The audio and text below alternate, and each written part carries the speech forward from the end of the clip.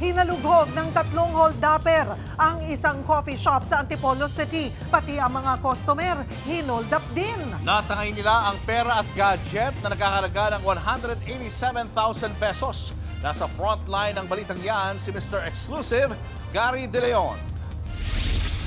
Sa kuha ng CCTV na ito sa harap ng isang coffee shop sa Antipolo City, makikitang dumating ang 3 motorsiklo na yan.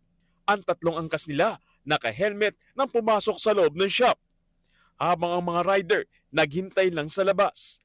Sa kuha naman ng CCTV sa loob, makikitang abala ang cashier at ang barista nang pumasok ang mga lalaki.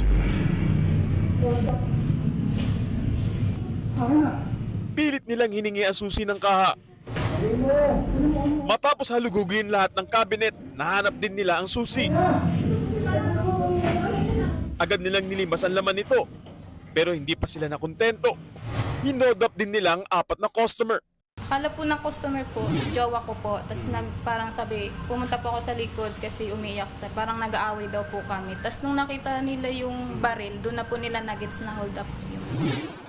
Aminado naman ang may-ari ng coffee shop na wala silang security guard dahil small business lamang sila at marami namang tao sa lugar.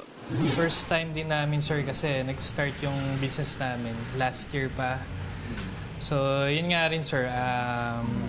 Before nun, di namin alam yung mga safety, So, ngayon, sir, at least naghingi na kami ng mga dun sa police, mga suggestion, ano ba yung dapat.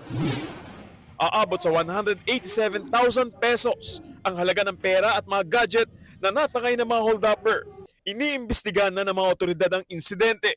Nagbabalita mula sa frontline, Gary De Leon, News 5. Mga kapatid, Julius Babaw po.